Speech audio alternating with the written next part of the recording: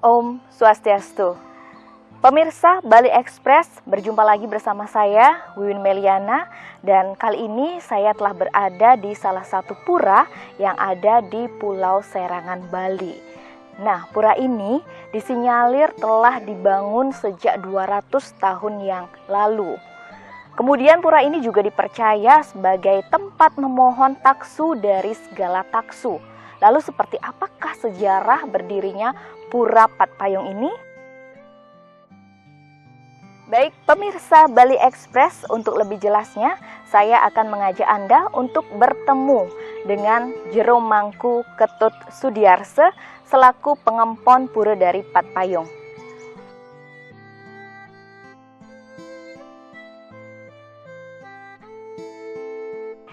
Swastiastu Jero Mangku. Swastiastu, nggih. Ampura niket yang mengganggu. Nggih, penapi gatre? Astungkare yang baik-baik niki. Baik pemirsa Bali Express, saat ini saya sudah berada di areal Pura Patpayong yang berada di Pulau Serangan, Bali. Nah, niki merupakan Jero Mangku dan juga sekaligus pengempon Pura Patpayong niki. Beliau bernama Jero Mangku Ketut Sudiarse. Baik Jero Mangku, melihat letak dari Pura Patpayong ini yang tentunya sangat jauh dari jalan dan juga jauh dari permukiman warga, seperti apa sih sejarah dari dibangunnya Pura Patpayong niki? Nggih. Tiang selaku pemangku lan pengemon pura dalam Patpayong akan menjelaskan sedikit sejarah asal mulanya adanya pura dalam Patpayong. Kurang lebih 200 tahun yang lalu, kakek tiang generasi yang ketiga dadas pemangku niki, dulu kakek tiang sebagai nelayan dan petani di areal niki, tempatnya di dalam Patpayong niki, dulu kebanyakan perkebunan. Terus kakek tiang membuat sanggar cawang dari pohon santan. Singkat cerita, kakek tiang nike sebagai nelayan nike mengambil beberapa batu karang laut ditaruh di bawah sanggar cawang tersebut.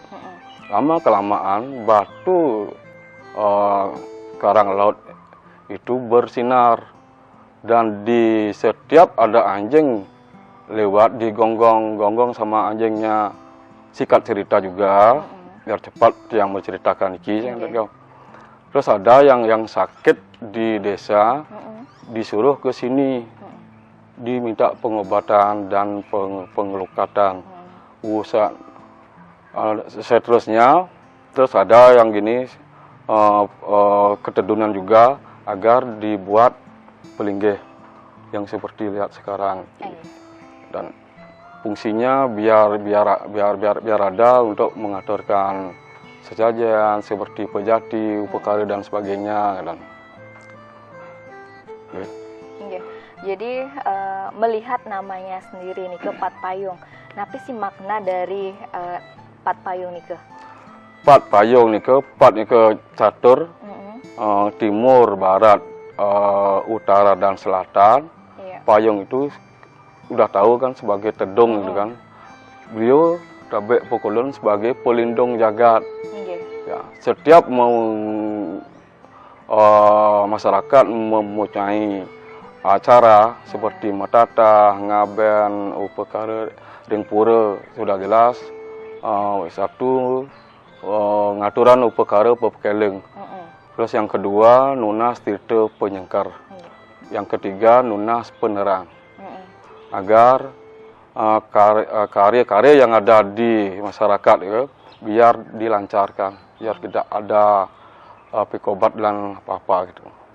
Selain berfungsi sebagai pura peneduh, kemudian pemedak yang datang atau tangkil ke Pura Patpayong niki sebagian besar apa sih yang mereka mohon di Pura Patpayong niki? Ya, tiang jelaskan niki siapapun yang jadi taksu sama Lungsung Ratu Gede atau Ratu Niang Metetamban balianan pasti dapat tangkel meriki.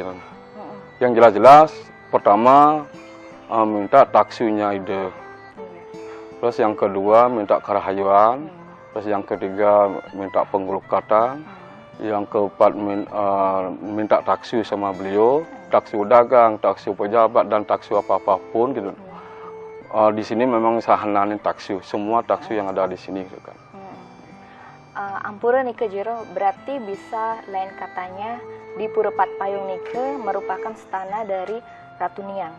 Nggih, Ratu Niang Sakti. Nah, untuk puja walinya sendiri bagaimana di sini? Puja walinya jatuh sanis cara klion tumpak uye. Setiap 6 bulan sekali. Iya. Ya. Nah, tiang dengar juga bahwa pengempon dari Pura Patpayung ini hanya 2 kepala keluarga. Ya.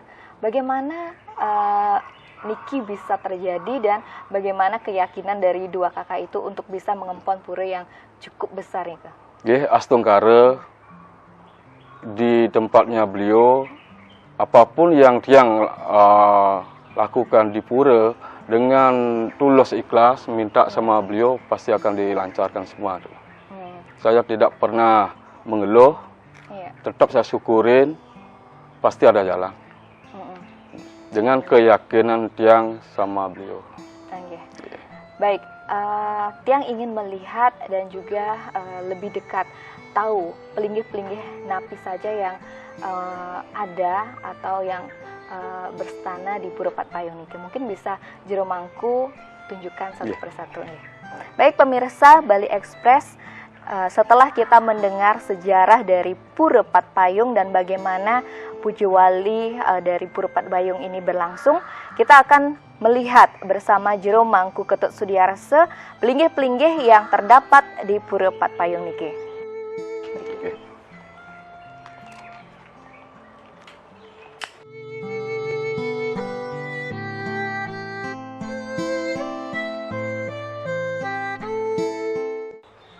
Silakan Jero, mungkin bisa dijelaskan pelinggih-pelinggih yang ada. Terima kasih. Kita yang jelaskan niki pelinggih.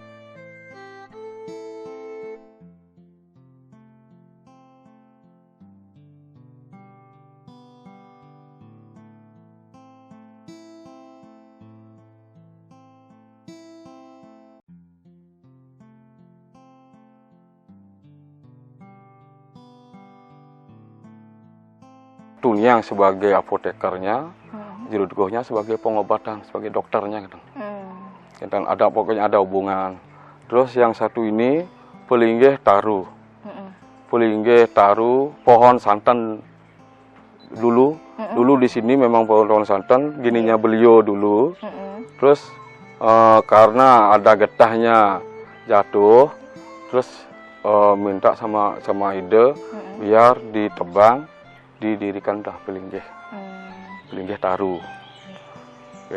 Kalau yang niki? Terus niki meru numpang lima niki pelinggih dalam rambut sakanan. Kabeh pukulun ide sebagai pengabeh tameng dada dari dalam rambut sakanan. Ide. Makanya satu-satunya di serangan yang ada penyawangnya dalam rambut sakanan cuma di sini aja. Berarti nanti ketika odalan bisa ngayatnya dari sini? Iya, bisa dari sini. Ya. Mungkin yang menarik nih ke Jero.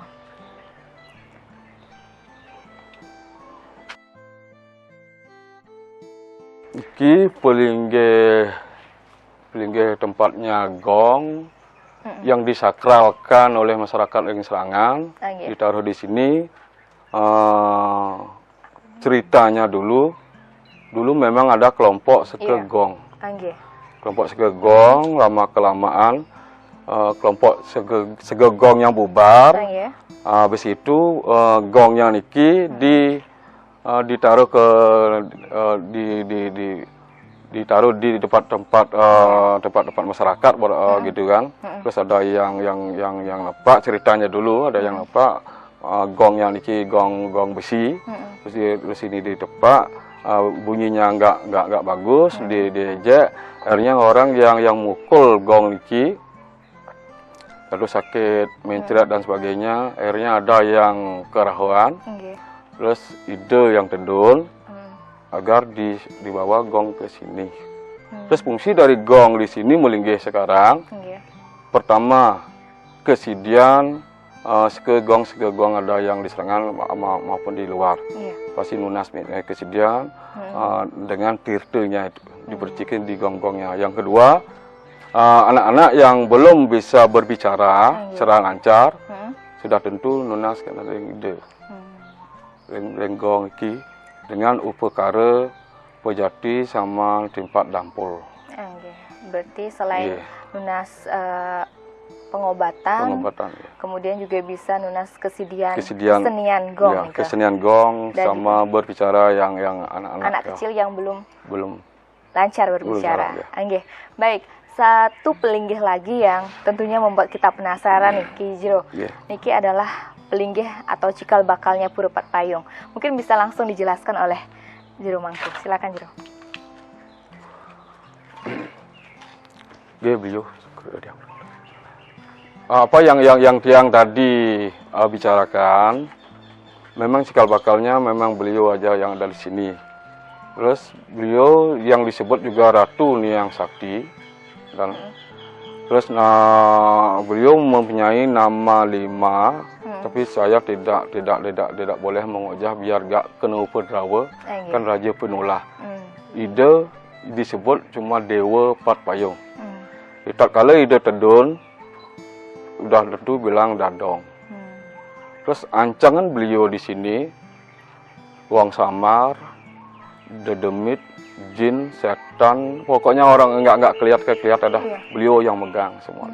Makanya di sini pusat dari wong samarnya. Pusat wong tan katon di sini di Pura Pat Payung.